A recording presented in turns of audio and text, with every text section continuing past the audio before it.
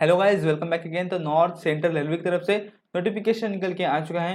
यहाँ पे अप्रेंटिसशिप की कुल मिला के 1664 वैकेंसी निकाली गई है। तो आईटीआई पास कैंडिडेट्स के लिए वैकेंसी निकली है। आज के इस वीडियो में हम इसकी सारी जानकारी देखेंगे।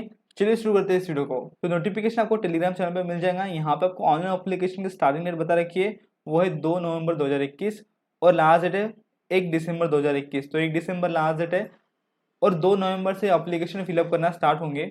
यहाँ पर नीचे आपको लिंक भी दे रखी है, तो आप लिंक भी देख सकते हो। और नीचे आपको बोला गया है कि आपका इसमें वैलिड ईमेल आईडी और मोबाइल नंबर रहना चाहिए। नहीं रहता है तो आप बना लीजिए, क्योंकि वो आगे आपको एप्लीकेशन करते वक्त लगने वाला है। गाइस, यहाँ पे एज लिमिट की बात कर लेते हैं। तो यहाँ पे आपका 1 दिसंबर 2021 तक एज लिमिट काउंट किया जाएगा। और यहाँ पे जो एज रहना चाहिए, तो 15 ईयर्स अबव और 25 ईयर्स बिलो कैंडिडेट्स यहाँ पे अप्लाई कर सकते हैं। इस बात को ध्यान रखते हुए आपको एप्लीकेशन करना है। नीचे देखिए, SC/ST कैटेगरी को 5 साल का एज रिलैक्सेशन दिया जाता है, ओबीसी कैटेगरी को 3 साल का। यहाँ पे पीडब्ल्यूडी कैटेगरी भी अप्लाई कर सकते हैं, तो आपको भी 10 साल तक का एज रिलैक्सेशन दिया जाता है। और एक्स सर्विसमैन को भी यहाँ पे कैटेगरी वाइज एज रिलैक्सेशन दिया जाता है। नीचे गाइस आपको कैटेगरी वाइज और कम्युनिटी वाइज आपका डेट ऑफ बर्थ का ड्यूरेशन दिया गया है। तो यदि आप यूआर कैटेगरी से बिलोंग करते हो, तो आपका जो डेट ऑफ बर्थ है वो इस ड्यूरेशन के बीच में बिलोंग करना चाहिए। तो आपको ये नोटिफिकेशन में देख लेना है। जैसे कि आप देख सकते हो, यूआर कैटेगरी के लिए 1 दिसंबर 1997 से लेकर 30 नवंबर 2006 इसके बीच में यदि आपका डेट ऑफ बर्थ रहता है या फिर इस डेट को भी रहता है, तो आप यहाँ पे अप्लाई कर सकते हो। उसी तरह अदर कैटेगरीज के लिए भी आपको देख लेना है। तो क्वालिफिकेशन की बात कर लेते हैं। तो आपका जो क्वालिफिकेशन रहेगा, तो 10th पास कैंडिडेट्स यहाँ पे अप्लाई कर सकते हैं। और यहाँ पे 10+2 एग्जामिनेशन पैटर्न वाले भी कैंडिडेट्स अप्लाई कर सकते हैं। तो आपके 10th में आपको 50% एग्रीगेट मार्क्स देना जरूरी है। यहाँ पे आईटीआई भी आपका कंप्लीट रहना चाहिए, रिकॉग्नाइज्ड एनसीवीटी एससीवीटी इंस्टीट्यूट से। तो इस तरह से क्वालिफिकेशन आपको पे बता रखा है। यहाँ पे आपका क्वालिफिकेशन 12 अक्टूबर 2021 तक काउंट किया जाएगा। उसके बाद में यदि आपकी मार्कशीट आती है या फिर आपका कोई भी सर्टिफिकेट आता है, तो वो लिया नहीं जाएगा। तो देखिए, क्वालिफिकेशन के लिए ये डेट लास्ट डेट है। तो यहाँ पे दोस्तों आपको ट्रेड बता रखे हैं। तो फिटर जिनका हुआ है वो अप्लाई कर सकते हैं, वेल्डर, प्लम्बर, मैकेनिक कम operator, electronics communication system, armature winder. यदि इन फील्ड में से आपका आईटीआई कंप्लीट है, आप यहाँ पे अप्लाई कर सकते हो। उसी तरह machinist, multimedia and web page designer, carpenter, MMTM, electrician, crane, painter, draughtsman. और उसके लिए मैकेनिक, स्टेनोग्राफर के लिए information and communication technology, system maintenance और स्टेनोग्राफर हिंदी इंग्लिश दोनों के लिए भी यहाँ पे वैकेंसी निकाली गई है। तो इतने ट्रेड्स आप यहाँ पे देख सकते हो। और वायरमैन के लिए भी यहाँ पे अप्लीकेशन कर सकते हो आप। तो गाइस, यदि आप इंजीनियरिंग ग्रेजुएट हो या फिर आप डिप्लोमा होल्डर हो, तो आप यहाँ पे अप्लाई नहीं कर सकते। इस बात का आपको ध्यान रखना है। और यहाँ पे देखिए गाइस, यदि आप फेल हो जाते हो आईटीआई के एग्जामिनेशन में, तो भी आप अप्लाई नहीं कर सकते हो। यहाँ पे गाइस आपको अप्लीकेशन करते हो कुछ पेमेंट भी करना होगा। तो यहाँ पे 100 रुपये सभी कैटेगरीज को पे करना है। लेकिन जो SC/ST पीडब्ल्यूडी और विमेन एप्लीकेंट्स है, आपको कोई भी यहाँ पे पेमेंट नहीं करना है। इस बात का आपको ध्यान रखना है। यहाँ पे देखिए, आपको ऑनलाइन पेमेंट करना होगा।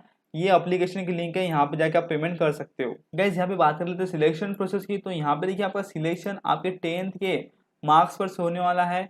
मिनिमम 50% मार्क्स आपके रहने चाहिए। और उसके बाद में यहाँ पे आईटीआई के जो आपके मार्क्स रहेंगे, उन दोनों मार्क्स को कैलकुलेट करके यहाँ पे आपका सिलेक्शन होने वाला है। उसी तरह यदि आपने 8th पास हो और उसके बाद में आपने आईटीआई किया है, तो आपके 8th के मार्क्स को यहाँ पे देखा जाएगा। यदि 10th पास होकर आपने आईटीआई किया है, तो आपके 10th के मार्क्स को यहाँ पे देखा जाएगा सिलेक्शन के लिए।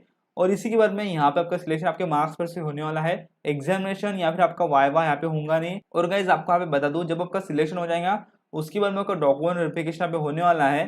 तो यहाँ पे सिलेक्टेड कैंडिडेट्स को मेडिकल फिटनेस सर्टिफिकेट लेके आना है, जिसका आपको फॉर्मेट एनेक्जर H में दिया गया है। उस सर्टिफिकेट के ऊपर आपको आपके गवर्नमेंट ऑथराइज्ड डॉक्टर की साइन भी लाना पड़ेगा। और यहाँ पे जो पीडब्ल्यूडी कैटेगरी है, आपके लिए मैक्सिमम डिसेबिलिटी यहाँ पे बता रखा है कैटेगरी वाइज और ट्रेड वाइज।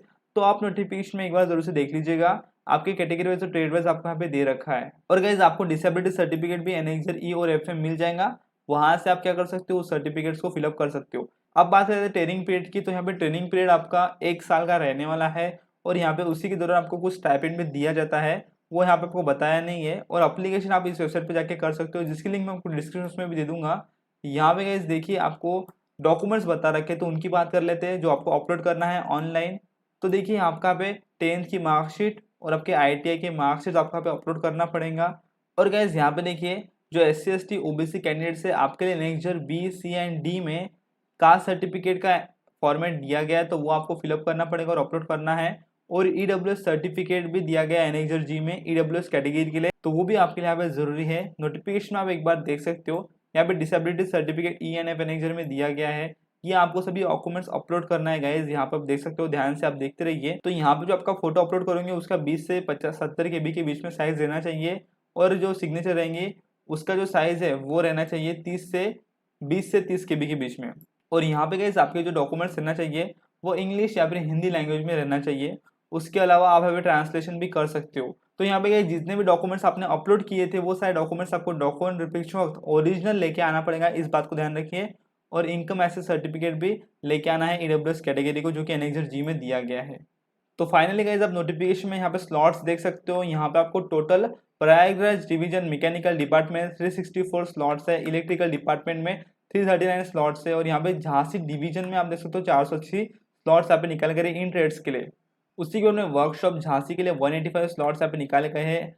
आगरा डिवीजन के लिए भी आप देख सकते हो टोटल 296 स्लॉट्स है, सभी कैटेगरीज के लिए आप देख सकते हो। और फाइनली देखिए कास्ट सर्टिफिकेट दिया गया है एनेक्जर बी में SC ST OBC कैटेगरी के लिए।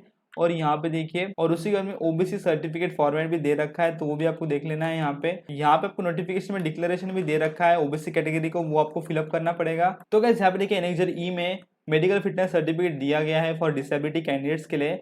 और यहाँ पे उसके बाद में एनेक्जर ऐप में भी आप ही के लिए सर्टिफिकेट दे रखे हैं। नीचे हम आएंगे तो नीचे आप देख सकते हो इनकम सर्टिफिकेट दिया गया है फॉर EWS कैटेगरी। और यहाँ पे नीचे मेडिकल फिटनेस सर्टिफिकेट दिया गया है सभी कैंडिडेट्स के लिए, जो कि यहाँ पे मेडिकल फिटनेस मैंने बताया था आपको गवर्नमेंट ऑथराइज डॉक्टर से आपको साइन करा के लाना है, तो वो आपको यहाँ पे दिया गया है। तो इस तरह से मैंने आपको सारी जानकारी यहाँ पे दे दी। यदि आपको कोई भी डाउट रहता है आप कमेंट कर सकते हो। वीडियो अच्छा लगा वीडियो को लाइक करिए, आपके सारे दोस्तों को शेयर करिए, और इसी तरह के वीडियोस के लिए चैनल सब्सक्राइब कर दीजिए। मैं मिलता हूं आपको अगले वीडियो में, तक के लिए जय हिंद, वंदे मातरम।